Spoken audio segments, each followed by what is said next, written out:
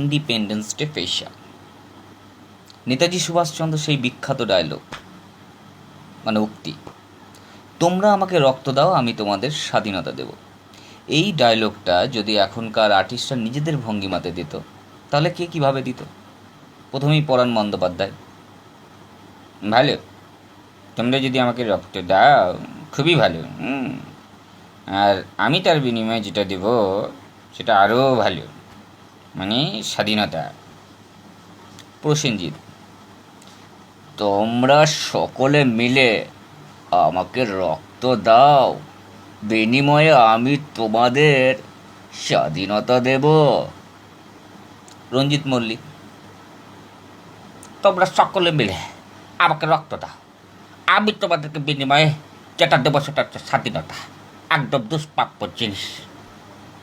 উৎপল দত্ত, জ্যোতিষী, সকলের কাছ থেকে যদি পারো কিছুটা করে রক্ত তুলে রাখো, দরকার পড়ে হবে স্বাধীনতা।